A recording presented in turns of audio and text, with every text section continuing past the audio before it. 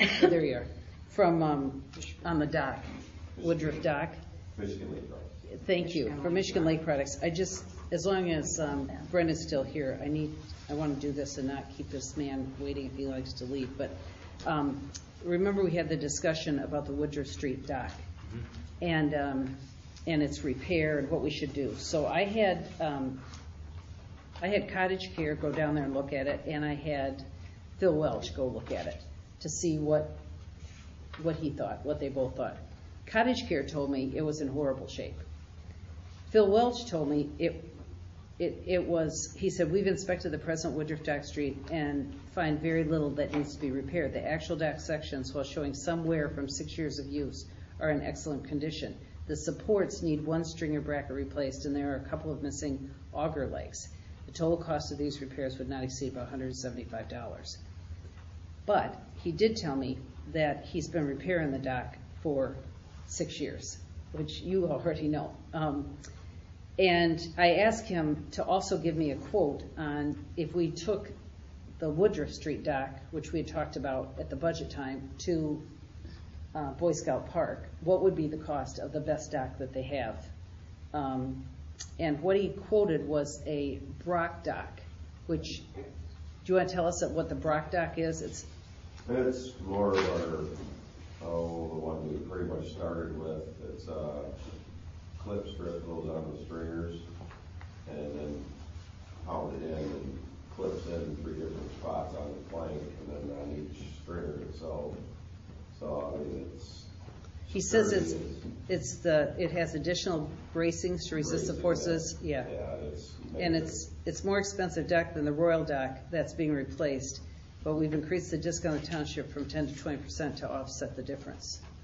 So he's proposing, and it would be 5 feet long. It'd be 5 feet wide and 50 feet long. And it would be a tan vinyl decking, 1.5 inches to 5.5 inches, with these aluminum stringers and galvanized steel supports, right? And he said the support system is anchored and braced to resist the anticipated boat traffic. The dock system includes vinyl bumper around the sides, an end cap at the lake end, and 10 galvanized steel cleats for boat tie-up, which I think is some nice additions to it. The cost of it would be $8,719 with a discount of $1,743.80. It'd be $6,975.20, plus the $175 to fix the current dock that we have that we would move to the. Phil had asked me to just stop in before the meeting and kind of look it over a little better. Yeah. There are a few more stringer brackets that need saw that need repair or fixing. I mean, a few of them can be hammered out, and a couple of them got to be cut right off and replaced. So it might be a little bit more than $175. Not if it does, it wouldn't be much more. I mean, it's just.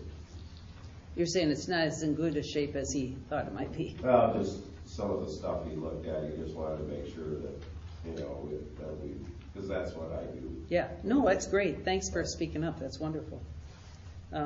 So what's the pleasure of the board? Do you want to get a new dock for the Woodruff Street and then take the other dock over to the Boy Scout Park? Well, I like the idea of taking the other dock to the Boy Scout Park.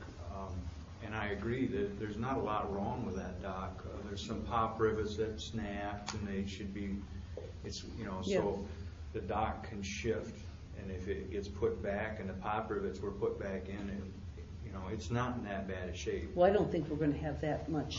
The nice thing about using that dock over there is we have less boat traffic on that side of the dock compared to what we have going in with a boat ramp on this side. The damage comes from them hitting it as they come in, or as they go to fish, they forget to untie.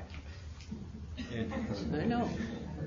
And so you pull away from the dock. Yeah, pull away from the dock with the. And the docks have got an auger that goes down and like he suggested, it's anchored there. And what happens is that extreme bang bends that augered anchor. What we talked about was the DNR dock, which was heavy, But if it got banged, just the whole thing slid. Mm-hmm. It really didn't, it was so darn heavy that it just could be pulled in and out with a tractor, and if it got moved, it didn't come apart or strip. But I thought we couldn't get the DNR But docks. the DNR docks is built by them. I It's know. not like they sell them or I know. anything. That's what I It's a understand. very difficult thing to get a hold of. I mean, they'd have to release the plans, and then you'd have a liability sign off on it. Yeah. And you'd I have to think find a fabricator to put it together after you got their plans. It's a Can I ask a complicated. question to John? The depth of the water, does that concern us with this dock going over to Boy Scout? Is it, They're comparable in the way Okay. that they go down in the depth. okay, I wasn't sure. Let me ask you this, the dock from here, if it needed a sixth section to go out 10 more feet, we still purchase that extra section And we'd go to out. add to the length. We'd go out to the new location and get water depths just to make sure all the legs were. That's what I worried about, the dock being underwater. Both Bear Creek Township and Resort Township have those large wooden skid docks that are the same style as the DNR ones. If you wanted to contact them, I'm sure they share some information. Wow. They both have built new boat launches recently, if you're interested in that style. Yeah, I think John saw that at the DNR, because that's what the DNR is using. Yeah, those large But they're boats. building their own. Right, but they had plans where they installed township boat launches with those types of docks in them. So they probably have some specifications if you are interested. Yeah. I think the issue we've got is the time. We have I mean, a time issue. We're right now, we had the road commission go down there and clean it out because we had a great big bump and people were, thanks for doing that too, because that was really a mess down there. But now we have no dock down there. I just don't know if Do we have time to repair the dock and put it in and then have it removed if we had to? we could do that. We And could get put another the same, quote, we or could put should the we- same dock back I mean, I'm in. happy with Michigan Lake Products with a lot of things, but I'm very happy with it too, and I'd like to support them, but, John's the expert on docks. What's the time on getting this dock? How quickly can he have this dock, the Brock dock?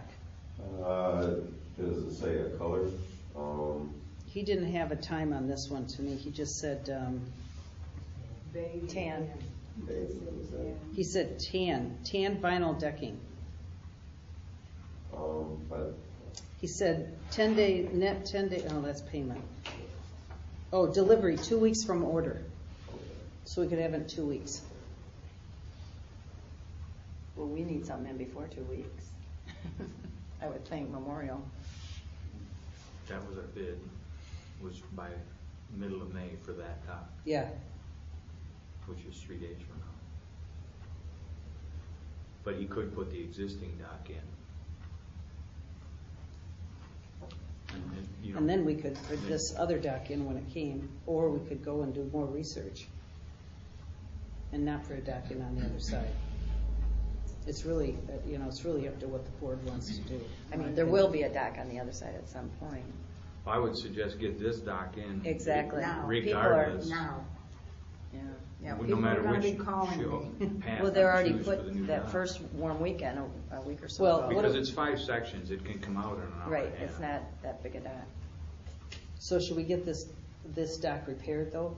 I would get it Yes. repaired and in right away. Mm-hmm. And then what do you want to do with the proposal? Do you want to go after see where this, we could keep that in there and then just keep repairing it for this summer. We could put it in and by the next meeting, we could decide one way or the other if you could find the plans from the townships that Brett's talking Yeah. about. I went to Dave Stemke, he said he'd get back to me and I got nothing back. Yeah, And I so- talked to Dave Stepke, they're not going to give you the plans. Yeah. It's not going So- to happen. Yeah, because they don't want to accept the They engineer's liability. they don't want to accept the liability, that's their Right. issue. Right. But if there's somebody building these things on their own, or somebody in their township, maybe they would build them for us. You're saying it's basically the same thing. It's a wooden skid dock like what the DNR It certainly wouldn't hurt to revisit this next month's meeting. Yeah, I'll go do it. Can you, what was it, Bear Creek? What was the township? Bear Creek and Bear Resort. Bear Creek? Yeah. Resort Over in, and Bear Creek. Traverse City? Petoskey. Petoskey. Petoskey, yeah. And in the Okay. meantime, have either one repaired Bear and Creek put in and Resort? immediately. Right. Okay. Okay, I'll call them and see if I can get who they did it from. And then, can we go back and tell Phil that we want to repair the dock? I mean, speaking to the board, I think this is what we all want to do, but we want to repair the dock for whatever it's going to take, 175 or 250 or whatever.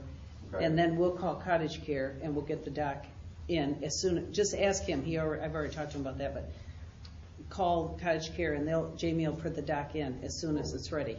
Okay. Okay, and then tell him we'll get back to him on what we want to do with the dock proposal after that. All right. Yeah, thank you so very much. You're welcome. Okay, we'll table this till next month on, once we do the Bear Creek thing. And That's we'll, a very good price. I used to sell to Brock. oh, did you? They're very good company. They are a tough dock. They just get abused. Yeah. Yeah. Very, very good. Well, that's not what we have right now. We have a royal dock right It's now. still Rock is extremely very tough. good. Yeah, that's what he said, yeah. I mean, a long time ago, we had a public dock at Poppy's, and it was our rock dock, but it was our old interlocking style, and back when we had wood encapsulated stringers, and just from the boat traffic and people going in for dinner and, tying up 4 or 5 boats to it, and then it'd get a little wavy, and, I mean, we were constantly out there picking the dock up off the lake bottom. Is it the north end? You get a few waves, and, no dock's gonna hold up all the boat traffic out there. Yeah, So, okay, great. Approval of the minutes of the April 7th meeting. I'll make a motion, we approve the minutes unless someone has some corrections. Is there support for I'll the motion? support that. Any discussion or corrections? All in favor? Aye. Aye. All approved, anybody not in favor? Motion accepted. Treasurer's report? Treasurer's report as of April 30th, 2015. In the general accounts, checking, $31,602. Savings, $234,735. The fire fund, $459,026. Library fund, $57,324. Light fund, $54,963. Liquor fund, $674. The top of the improvements, $1,509. Tax accounts, the savings, $1. The checking, $1. The investment accounts, the general CDs, securities, $76,111. The fire truck CD, $124,227. The breathing apparatus, $16,238. Dedicated accounts, the old schoolhouse CD, $137,470. The township parking lot savings, $76,242. The hall renovation savings, $30,956. Great. Can we put these into the minutes? Rachel, do you have an expense report that you want to do or No, not? that's Okay. not due until the end of the quarter. The fire department, Mike? Busy with that, I guess. Yeah. As far as training, it started getting a little bit better weather, so we hurried up and kind of cleaned up some of the office stuff. We used our CPR. We did another big live burn training with Tuscarora, Wolverine, and Collards, which was good. We got some good search training. Kind of found some of the limitations with our self-rescue and getting our own guys out. Needs to be tweaked a little bit. And then did indeed burn that place. And then the last one there, that simulation training. We went to an unoccupied house on Chapman and basically kind of paged them out from here, simulated with some of the younger guys how to set up command, stretch lines, deploy water.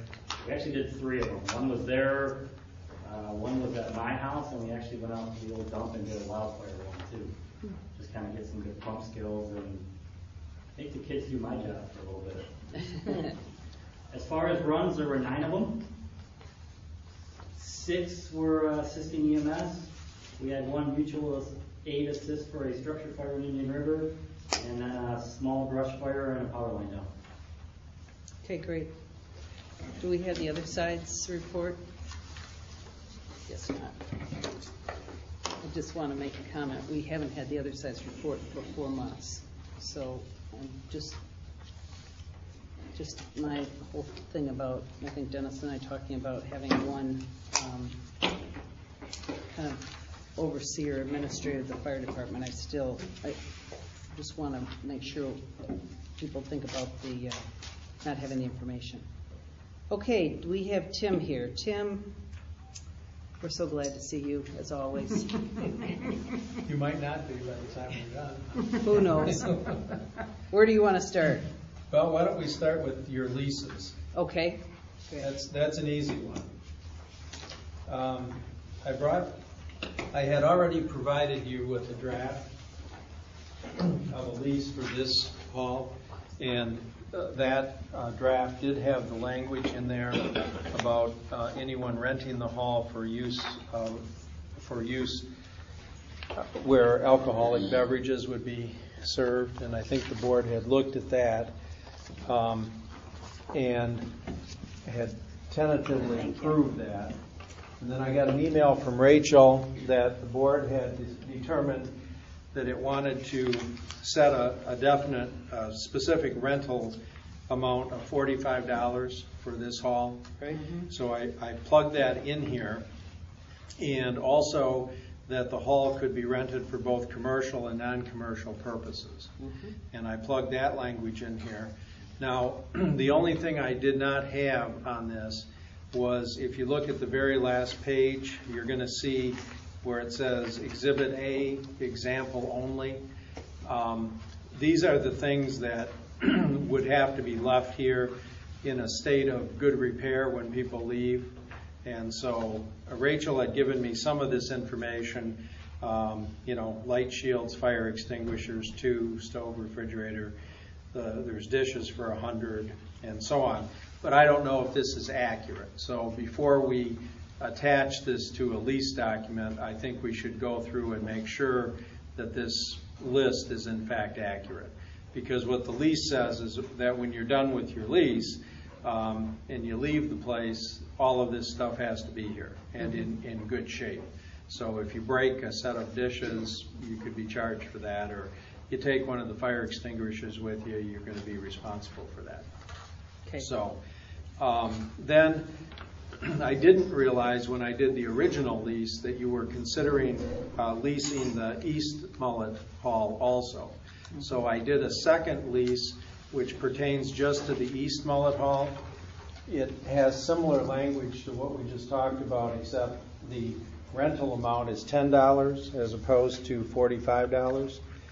And the list of personal property that is attached to the East Mullett Township Hall lease is just a copy of what I had from here. So I have no idea what's over there. I don't know if you've got fire extinguishers or, Don't need them, there's fire trucks there. Well, there's fire trucks here too. Yeah, but you go right through the door between it's not as locked door. Okay. Yeah, I think they mentioned they didn't have, most of the stuff was the fire departments. Okay. That belongs to them. So it's going to be them. locked down or locked up or whatever? Yeah, I think they seem comfortable with,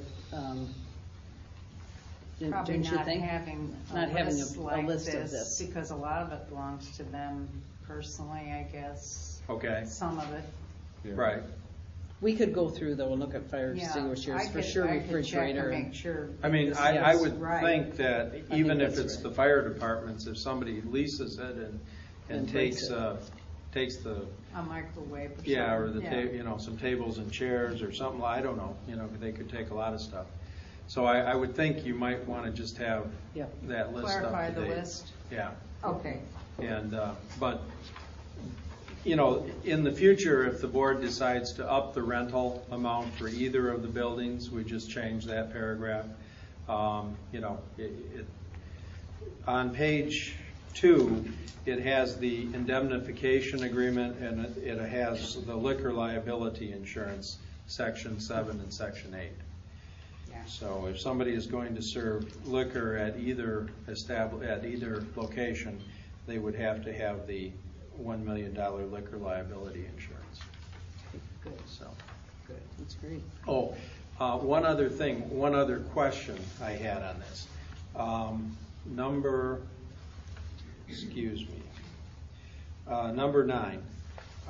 We had that in the township hall rental for here, okay? But do you want to have that in, this is for the constable to be there also? Do you want to have that on the East Mullett? If they have liquor. If they have liquor. If I they think have we liquor, to. okay. Yeah, All right. absolutely. All right. Okay. Number So- 9 doesn't say if they have liquor in either. Should it say that? If that's the People know intent, if that's the intent, that the constable would only be there if there's liquor. Alcoholic So beverage. Right. Right. Okay, we can change that. Oh, you're right. Yeah, Because otherwise it just states they have Yep. to have one. Yep. yeah. Okay. I see it. All right, so if that's the only change, I'll make that change and I'll email you the corrected one tomorrow. Can we have, make a motion to accept the leases for East Mullett Lake and Mullett Township Hall with the changes? I think you've got one change. Right. To identify the liquor on number 9. As long as we're going to change 9, some of these lease agreements, if we're put in a situation where we have to sue the person that rented the hall, Yes. there's a paragraph you can add that says they pay our attorney too if. Well, yes, you can put a provision in there that says that if there's a dispute, that the prevailing party will be awarded court costs and actual attorney fees from the non-prevailing party. Is that something we would want? It's not a concern. It just seems like it's so much legalese to me, but I think it's probably smart to put it in there. I mean, you would think we were renting the Taj Mahal. We've never had a problem. I know. No. And if but we it did, I could don't see happen. it, but if, since we're doing this because if, Yeah. Okay, Because of the liquor. I'm fine. you may want to add that here. Okay, I'll put I that wonder how in. many are going to have alcohol and they happen to have $1 million policy. Oh, what does that cost? It doesn't cost, I don't think that much. No, It's it just a doesn't. one day. It's like Is a it really? event Yeah. policy, Okay. they're not Yeah. that expensive. It's like, No. If you have your own I'd homeowners, just rather have the party It somewhere covers else. it, doesn't you it? can get, well, it doesn't cover it, but you can get a rider, Mhm. you know, and it might be a couple $100 or Right, something. the riders are $100 to $200. Yeah. For one day. But if you don't have your You own don't have it, Yeah, homeowners, just have then the party somewhere else. it's going to be expensive, more expensive. Okay. Right. That's So fine. can we, do you want to wait until this comes back one more time, or can we, with the 2 changes? There's been so many changes, I would like to see You the want to see exact the one we're changes? voting on. That's Okay. fine. Okay. Send it back, we'll table it for the next meeting. Okay, But then I think I- we're within shouting distance Yeah, here. I'll email it We're back to you almost there. by the end of this week, okay? So you've got the final one, but I am going to need somebody You're to gonna clarify the- double I'll check. gonna clarify the list The with exhibit A. somebody over there. Okay, all right, then we will be good with that. Okay. If that was easy one, what's the hard one? Just wait. Well, we'll work our way down. Do you want to chair, Tim, or? No, I'm impinging on John here, but That's all right. if that's okay. He's got his whole table, so you can give it this. Okay, I guess the next thing might be the FOIA. Yep. Want to talk about that? Okay, I am providing you with a little gem of a document which I found on the Michigan Municipal League website that talks about FOIA. It's just sort of a shortcut to the changes in the Michigan Freedom of Information Act. So maybe you could talk to our audience too, so they understand a little bit about what's going on. Okay. we have a law, which I'm sure you all know, it's called the Michigan Freedom of Information Act, or FOIA, F-O-I-A. Under FOIA, if you want to make a request to a public body, you can get copies of public information. There are certain exceptions to disclosure under the Freedom of Information Act, and they're enumerated in Section 13 of the statute. Last year, in the feeding frenzy that went on in Lansing at the end of the year, they adopted a lot of bills, as you're well aware.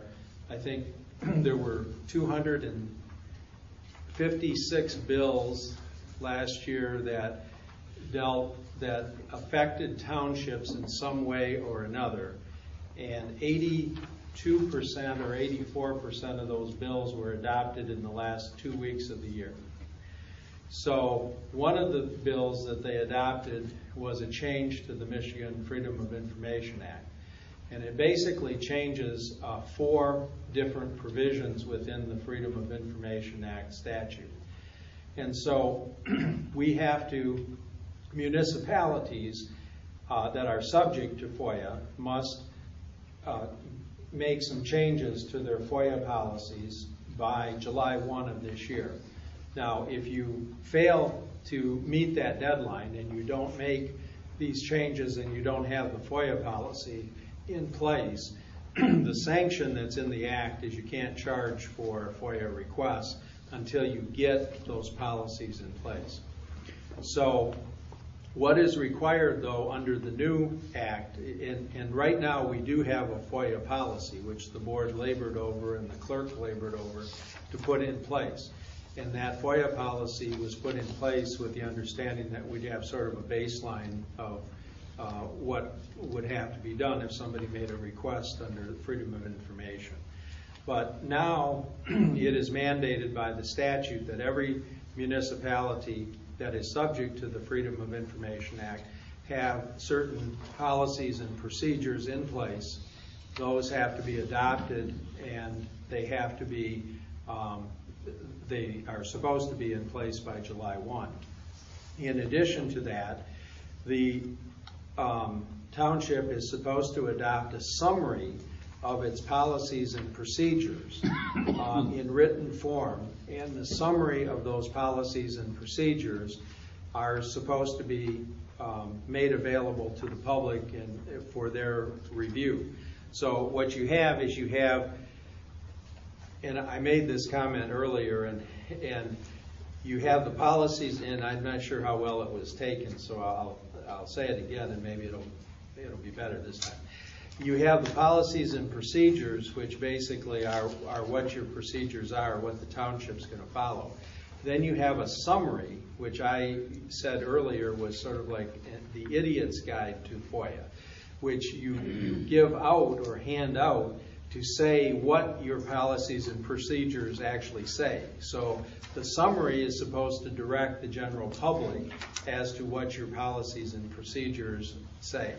It seems a little bit redundant, and the Michigan Townships Association has come out with a set of policies and procedures which are approximately 10 pages in length, but the summary of those policies and procedures are approximately 6 or 7 pages in length. So you're not saving a lot of reading by reading the summary. It probably would be better just to read the policies and procedures.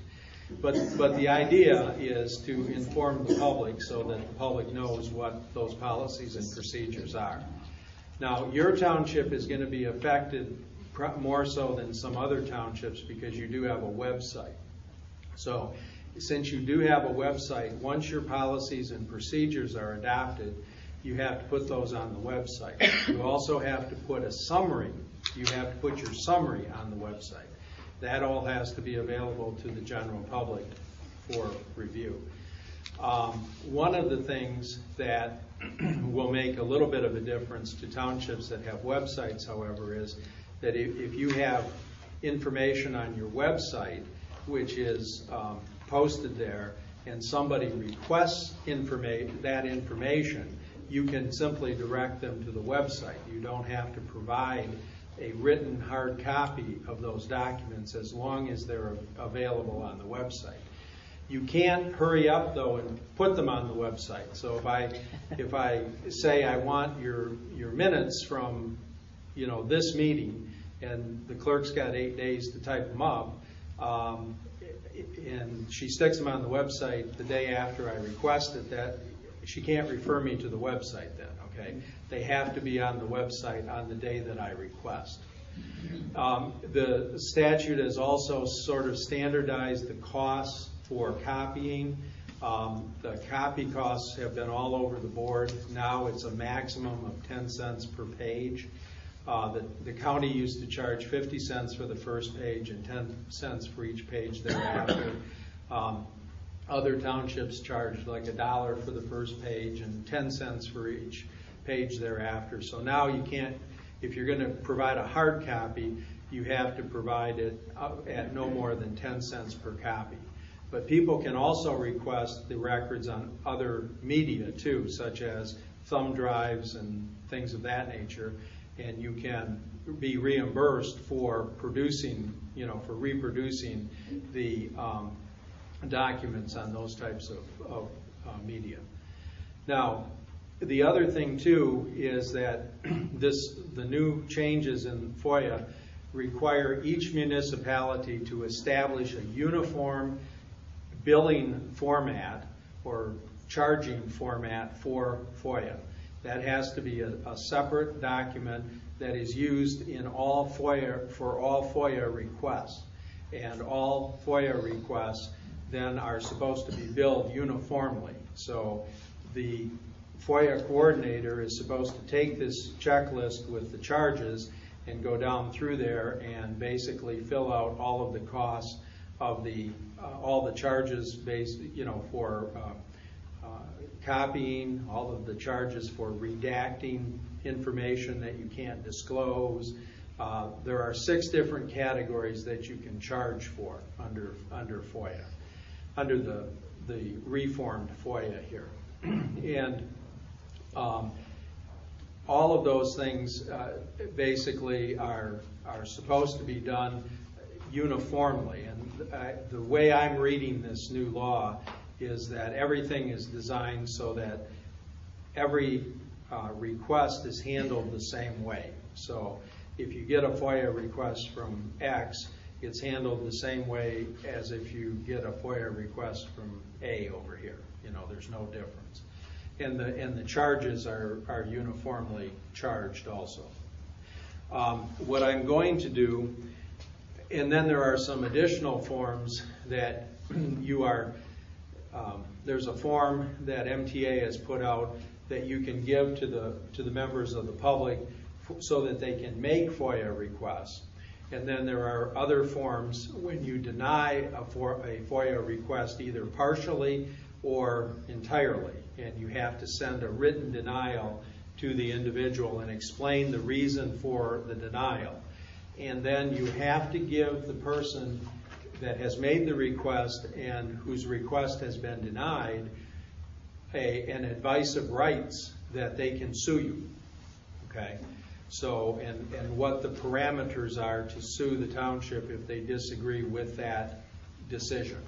There's also a procedure where the township board can allow for an appeal to be taken. So if I make a request to the FOIA coordinator and it's denied, I have the choice of appealing to the township board and having the township board say, FOIA coordinator, you were wrong, give that out to the person. Or I can just take you to circuit court and seek to get that document released to me. And there are some new penalties that go along with violation of FOIA if you're willfully violating it or if you're arbitrarily and capriciously violating it. There are some pretty stringent penalties, more so than are in the current act right now. So what we're going to need to do at your next meeting, and my intent would be to have, for me, to discuss this with Rachel and make sure we're on the same wavelength. But I don't really see any reason to reinvent the wheel in terms of what MTA has recommended. I haven't found the Michigan Municipal League to have anything better or have anything comparable to what MTA has on its website. But the MTA forms do have some things that need to be cleaned up in them because, for example, on one of those policies, I think it talks about you can submit your FOIA request directly to the coordinator or drop it off at the township offices. Well, we don't really have permanent round-the-clock township offices, so we're going to have to clean that up and tailor it, to Mullett Township. But generally speaking, the policies and procedures that MTA has recommended and the forms that they've recommended, I think they're usable, and I think we can, make use of them at least in the short term.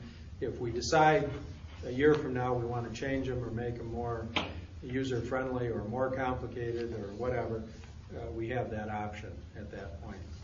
I'm not, again, the statute says these should be in place by July 1. The penalty is if you get a FOIA request if you don't adopt them until July 10th or whenever your next meeting is, if you get a FOIA request on July 1st, it's a freebie, okay? So, but we should try to make sure that they're in place by July 1, if at all possible. So we do it at the June meeting? Yeah, you do it at the June meeting. Okay. The other thing too, and again, I want to point this out because I think there's a bit of a misnomer out there. The FOIA coordinator was sort of like an unfunded mandate from Lansing. When they changed the FOIA law and they mandated that municipalities have a FOIA coordinator, they basically, those jobs probably in 90% of the townships in Cheboygan County got dropped on the clerk, okay? Some townships it's the supervisor who's the FOIA coordinator, but most of the time it's the clerk. But anyone really on the township board can be the FOIA coordinator. It is not, what I want to point out is it is not a statutory duty of the clerk to be the FOIA coordinator. It is not a statutory duty of the supervisor to be the FOIA coordinator. And it is an additional duty that is imposed, by FOIA. So for additional services, there can be additional compensation also. Well, we put additional compensation into Rachel. Okay, last year, so just 2 years ago. Okay, so just so you're aware that that is perfectly legal to do that. Because if the FOIA coordinator would change, though, we would change the compensation. Correct. Right? Yeah. And you could reconsider depending upon who that coordinator was at that time and their experience and their training and so on and so forth. It has to be somebody on the board, though. It has to be somebody on the board, but the person on the board that is the FOIA coordinator can name assistants to assist him or her in those duties, which those assistants do not have to be board members. Like the deputy clerk or the deputy clerk. Correct, or an employee or something like that. Okay. I just wanted to point that out because I think what happened in a lot of townships is it got dumped on either the clerk or the supervisor, and they've been doing that work, and they don't realize that if you go down through the statutory duties that you're getting paid for, you're not getting paid to be the FOIA coordinator unless the board has, appropriated something additional for that. So that's, in a nutshell, more paperwork, uniform paperwork, website availability. It's trying to make charges for copies uniform so that everybody's getting treated the same way. You're supposed to be billing at the lowest hourly rate, an incremental amount based on your lowest hourly rate. And again, none of you really, I don't, how do you calculate that? If you have the gentleman that cuts the lawn that gets $10, $12 an hour or whatever it is, that may be the lowest hourly rate, for the township. So you're supposed to be billing according to FOIA at the lowest hourly rate, but it has to be for the person that can do that job also, okay? Right. Keep that in mind. So, if you have a clerk position somewhere that gets paid minimum wage, they may not have the capability of doing redaction of legal documents and looking at the statute to determine if that is something, if the document that's requested contains confidential information or whatever.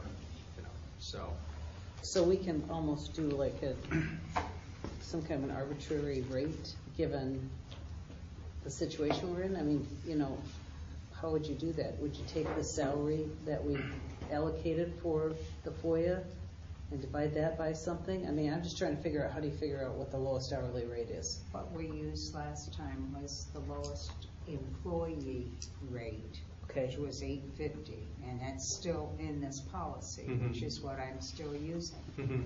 which needs to be raised to 11, because that's Yeah. our lowest employee. Mhm. Everybody else is contract now. Mm-hmm. See, I mean, nine times out of 10, that rate would be fine for the normal, like photocopying and things of that nature. If you do really get into an issue of having to redact public records, where you've got to actually read them and remove items with your black magic marker that are confidential, or the social security numbers, for example. You have something, a document with a social security number, you've got to redact that social security number. And if you don't, there's big penalties the other way. So you've got to have somebody that's knowledgeable with regard to those types of choices that have to be And made. has accessibility Yeah. to all that. Mhm. Well, you could do it. Yeah, Okay. the election records all have social security numbers. Right. The election records, I don't, I mean, there's a ton of confidential stuff in there that you can't Yeah. release. Yeah. So I would have to do those. Correct. Well, that's why I was asking about the rate. Okay. Or my deputy. Yeah. So there are items in here that we could update in the policy we've already adopted Probably in 2011, I think. Probably in our Adopted. June meeting, we should do that, so it's Yeah. all updated by then, by July 1st. Yeah, we could update the policy that we have, but I'm not certain. I took a look at our existing policy, Yeah. and there are a lot of changes that are brought about by these statutory changes that I think we're going to have to address. And Okay. I'm thinking that maybe instead of going back and trying to Adopt FTA. to tailor what we've got to the new statute, maybe start with what's recommended by MTA and You want to start again? see how that works, see how that works going forward. I mean, we can always tighten it up or change it or even make it more loose in the future if we feel that changes have to be made. I have a question. Mhm. We don't have a scanner in my office, either one, down here or at home. Yeah. I've been criticized quite I do. vehemently. My new HP has a scanner. Does it? Mhm. So can we charge for electronic copies? Electronic copies, if there's a way to determine, the scanner produces an image based on electricity usage and so on and so forth. If that can be determined, yeah, you can recover those costs.